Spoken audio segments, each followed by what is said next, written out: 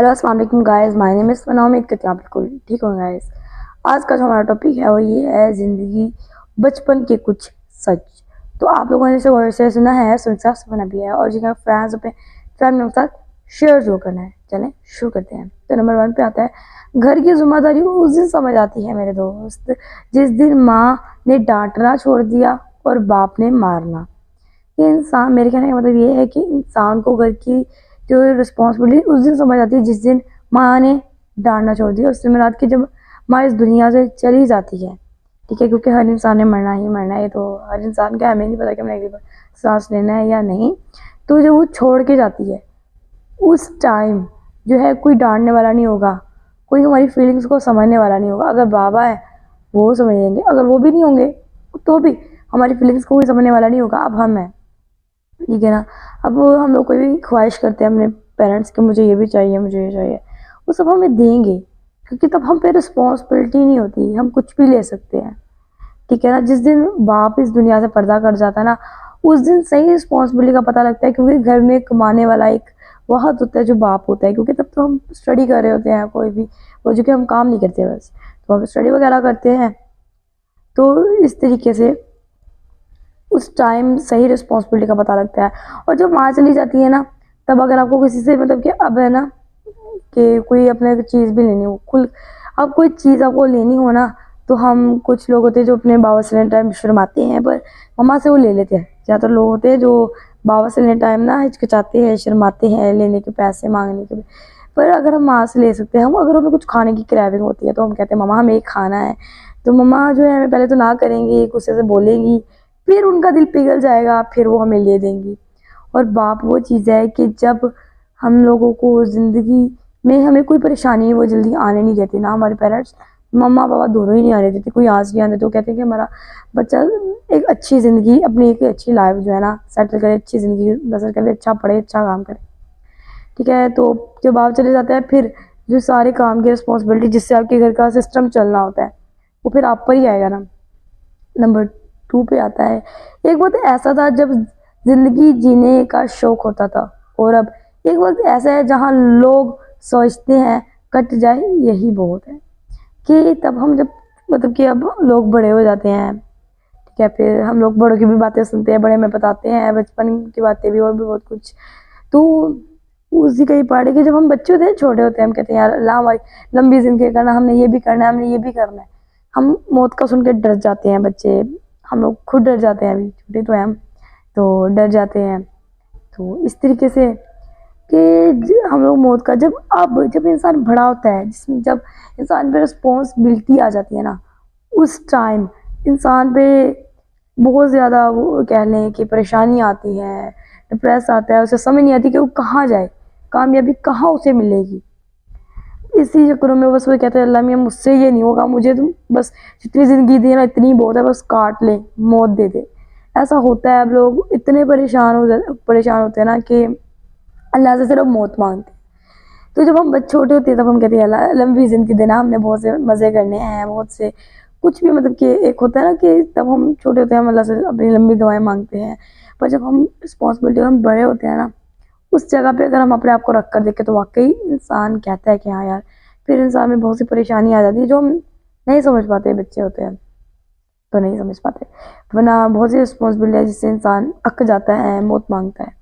Number 3 की जो हमारी बात है, जब खुद ही कमाने लग जाते हैं तो खुद ही शौक कम हो जाते हैं। जब बाबा कमाते थे तब तो जहाज लेने का भी दिल करता था।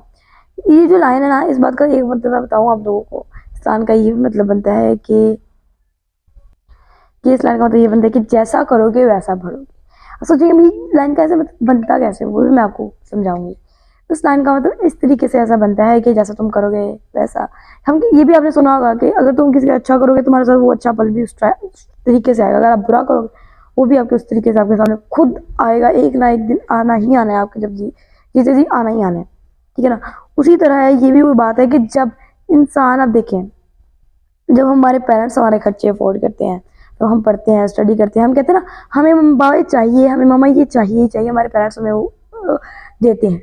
हमारे बहुत से कहावत है कि हमने अपने मामा लोगों को कहना ये भी ये भी ये भी, और जब बाबा कमाते होते हैं ना, हमारा तो दिल करता है हम घर लें, हम गाड़ी लें, हम जहाज लें, कुछ भी। मैं तो आपको एग्जाम्पल दिए जहाज की, इट इज। जब इंसान पे खुद पड़ती है ना इंसान को, तब पता लगता है कि यार, जैसा खुद पता लगता है इंसान को किस तरीके से, कि जब इंसान खुद कमाने लगता है तो उसके शौक खत्म हो जाते हैं। उसको बस ये नजर आता है मुझे कामयाब कैसे, सक्सेसफुल कैसे होना है, बस ये उसको सिर्फ नजर आ रहा होता है। उसको अपने शौक भूल जाते हैं कि मुझे ये शौक था, मैंने ये करना था। होते भी है किसी में, ये नहीं कि नहीं होते, किसी के शौक होते भी है। तो जैसे जब इंसान पे खुद आती है, फिर इंसान को पता लगता है कि हाँ यार, बाकी किस तरीके से वो अफोर्ड करते थे। तो आपने बात सुनी होगी कि अगर तुम खुद कमाने लगो ना, तुम्हें पता लगे कि 10 रुपए की भी वैल्यू है। हम 10 रुपए तो ऐसा खर्च कर देते हैं ना, उसकी वैल्यू में तब पता लगेगी जब हम खुद कमाएंगे। वो 10 रुपए मैंने एग्जाम्पल दिया कि अगर हम 10 रुपए कमाएंगे ना, हमें पता होगा हमें बहुत मेहनत से वो 10 रुपए भी हमें कमाएंगे, अगर हम मेहनत के कमाएंगे। ठीक है, तो ये इस तरीके से होता है। इंसान जब खुद कमाने लगता है, जैसा इंसान तो पहले अपने पेरेंट्स से बहुत सी ख्वाहिशात करते हैं, वो उसको पूरी भी करते हैं, पर जिस दिन इंसान पे खुद बढ़ती है ना, फिर इंसान को पता लगता है कि हाँ, पता नहीं हमारे पेरेंट्स कितनी मुश्किल से जो हम मांगते थे वो हमें जो है देते भी थे। तो हमारा पॉइंट है, नंबर 3 पॉइंट है कि यूं ही नहीं याद आते बचपन के दिन, जिंदगी की बोझ से हल्का था वो स्कूल बैग। ये देखें, अब हम लोग किसी बड़े पास बैठ जाए ना, अपनी खाला, अपनी मम्मा, अपने बाबा, किसी के पास भी जाके बड़े बस हम बैठते हैं, वो हमें बचपन की बातें सुनाएंगे अपनी, कि हमारी लाइफ में ऐसा हुआ, हमारी लाइफ में ऐसा हुआ। तो चलिए हम थोड़ा सा शुरू करते हैं, फिर मैं आपको ज़रा समझाऊंगी। तो देखें, अब इंसान जब स्कूल लाइफ में होता है, बहुत सी मज़े करता है, चिल करता है, शरारतें करता है, बहुत कुछ करता है। ठीक है, जब हम अपने बड़ों से सुनते हैं ना अपने बचपन में, ये क्या हमें बचपन के दिन बड़े याद आते हैं, तो ज़्यादातर माइंड में सिर्फ एक ही बात चली थी, लो इसमें क्या है, हम लोग भी तो करते हैं, इसमें तो कोई नहीं इतना नहीं है, नई बात। तो जब अगर आप उस चीज़ को माइंड में एक फीलिंग समझो ना कि यार वाकई, फिर इंसान को फील होगा कि हाँ यार वाकई बचपन के दिन। तो कैसे, अब हम स्कूल लाइफ में हैं, हम बहुत से मज़े करते हैं, बहुत से चिल करते हैं, दोस्तों को तंग करेंगे, मारेंगे, बहुत कुछ करेंगे।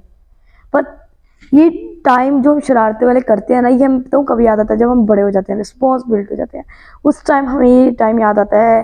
कहते हैं ना, जब इंसान के पास जो चीज़ होती है उसकी कदर नहीं होती, जब इंसान पास छीन ली जाती है ना, इस तरह की नहीं होती, तब बहुत कदर की जाती है उस चीज़ की।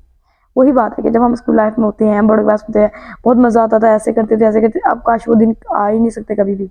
हमें सुनते कहते लो ऐसा तो कुछ होता ही नहीं है भाई, कोई नहीं, आगे आगे दोस्त बन गए, ऐसे दोस्त बन गए। आसान नहीं होता।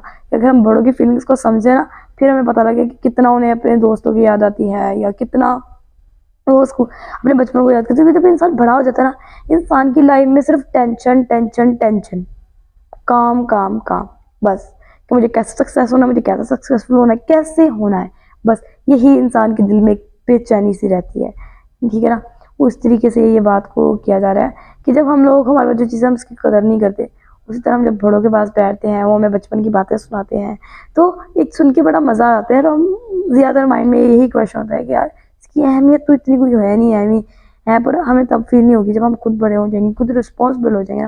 उस टाइम हम कहेंगे यार हाँ वाकई दोस्त के बगैर वो पल, वो लम्हे बड़े ही अच्छे थे, पता नहीं जैसा हमें कोई दोस्त मिला भी है कि नहीं, ऐसे।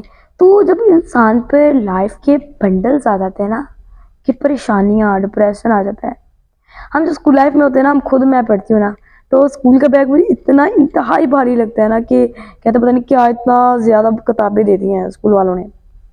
पर जब इंसान पे वो बड़े होते टाइम रिस्पॉन्सिबिलिटी, परेशानियाँ, वो तो हम बैग की तरह नहीं लटकाते, पर वो हमारे दिल पे, जो दिल पे होता है ना, दिल पे चुभ जाती है वो चीज़ के, दिल पे ही रहती है कि यार परेशानियाँ इंसान के दिल में रहती हैं, कोई डिप्रेस है वो दिल पे, सबको दिल पे एक वजूर पड़ता है, वजन पड़ता है इंसान का, यार ये ऐसे, ये ऐसे ऐसे।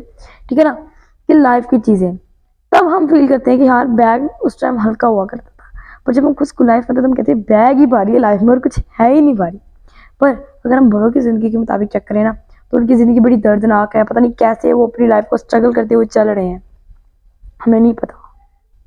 नंबर 5 पॉइंट है कि अच्छे वक्त का इंतज़ार करते हुए पूरी उम्र गुजर जाती है जनाब, और फिर बाद में हमें पता लगता है जो दिन गुजर गया वही अच्छा था। कि ऐसा होता है, मैं एग्जांपल देती हूँ कि एक इंसान है, उसकी ना लाइफ बहुत अच्छा दिन आता है, बहुत अच्छा दिन आता है, पर वो कहते हैं मुझे इससे भी ज़्यादा अच्छा दिन चाहिए, ज़्यादा अच्छा, तो उसके लिए पूरी ज़िंदगी गुजारता है, पर वो जिस तरह का दिन चाहता है, क्योंकि हर इंसान का एक अपना माइंड लेवल होता है। उस तरह का दिन नहीं आता, उस तरह का दिन नहीं आता, पूरी लाइफ ऐसे गुजर जाती है। अच्छा दिन ही नहीं आ रहा उसकी लाइफ में इतना खास, जिस तरह का मतलब वो चाह रहा है, अच्छे आ रहे हैं पर जिस तरह का वो चाहते उस तरह का नहीं आ रहा, तो बहुत सी करता है। पर इतनी वो वेट करते कि पूरी जिंदगी गुजर जाती है, और बाद में उसे मालूम होता है जो अच्छे दिन आए हैं ना, वो जो बाद में जो अच्छे दिन गुजर चुके हैं वही अच्छा दिन था। बाद में उसको जो है एहसास होता है, मालूम होता है। इसलिए जब हमारी लाइफ में अच्छे दिन आए, हम उन्हें ही अच्छा समझे, बेहतरीन समझे। उससे अच्छे आए हैं या नहीं ये तो हमें नहीं पता, हम पे कभी भी अच्छा वक्त आता है तो कभी बुरा भी आ सकता है, ये बात आम है। तो उस तरीके से हमें नहीं पता, इसलिए जो वक्त आए उसको अच्छे से स्पेंड करो। ये नहीं कभी अच्छे वक्त की पूरी उम्र ही गुजार दो। अगर कोई कामयाब इंसान है ना, उसकी भी ज़िंदगी में दुख आता है। अगर कामयाब इसका मतलब ये नहीं कि अगर पैसे वाला तो उसकी ज़िंदगी में सुख ही सुख है, खुशी ही खुशी है, नहीं। तो उसकी लाइफ में परेशानी आ सकती है, उसके बिजनेस में लॉस आएगा, उसको फिर परेशानी आती है, आ सकती है। कोई छोटी बात नहीं है कि अगर कोई कामयाब इंसान है सिर्फ वही ज़िंदगी में खुश है, गरीब भी इंसान ज़िंदगी में खुश है। अगर हम अपने अगर हम चाहें जैसे मर्जी हालात में ना हंसते रहें, हम जैसे मर्जी अच्छे हालात में हम रोते भी रह सकते हैं, वो हमारे हम पे जो है होता है ख़त्म और हम पे शुरू होता है। हमारा लास्ट सा पॉइंट है बेहतरीन सा नंबर 6 पे, चाहे ज़िंदगी में जितनी भी बड़े ही लाखों मजबूरियां आ जाएं, लेकिन अपने माँ बाप का साथ मत छोड़ना। कि आपकी ज़िंदगी में जितना मर्जी मजबूरियां आए, कोई भी बुरे वक्त आए, टाइम आए, कुछ भी, पर अपने पेरेंट्स को ना छोड़ना। क्यों? क्योंकि मुश्किलों में सिर्फ साथ देने वाले हमारे पेरेंट्स होते हैं, हमें सपोर्ट करने वाले हमारे पेरेंट्स होते हैं, और जो हमारा कॉन्फिडेंस लूज़ करते हैं वो हमारे रिश्तेदार और दोस्त होते हैं, जो 100 बातें सुनाते हैं, 100 बातें करते हैं दोस्तों से जाके, ये ऐसे है वैसे, मुझे तो पता इसने हार जाना है, जीत गया, मुझे तो पता इसने जीत ही जाना था, कैसे करना। पर हमारे पेरेंट्स हमें सपोर्ट करते हैं, हम पीछे हार जाए ना, हम लूज़र कहलाए पूरी दुनिया में, पर हमारे पेरेंट्स कहेंगे नहीं तुम हो सकते हो। और पेरेंट्स ही हमारे मुश्किलों में साथ आते हैं। अगर हम उन्हें अच्छे वक्त में भूल जाते हैं ना, तो अगर मुश्किल वक्त में किसी अच्छे इंसान को बनाए तो कभी भी नहीं आएगा, सिर्फ हमारे पेरेंट्स हमारा साथ देंगे। इसलिए सबसे अच्छे दोस्त अगर आप लाइफ में ढूंढ लेना, सिर्फ आजकल की ज़िंदगी में सिर्फ दोस्त है और कोई भी नहीं, जितना मर्जी वो अपन है, जो भी है, कुछ भी, बस पेरेंट्स ही हैं जो लाइफ में आपका दिल और दर्द समझ सकते हैं। तो गाइस अगर आज की वीडियो अच्छी लगी तो लाइक करना और चैनल को सब्सक्राइब कर लेना, ताकि मैं हर रिलेटिव आपको जरूर पहुंच सके। मिलती हूँ नेक्स्ट वीडियो, तब तक के लिए अल्लाह हाफिज़।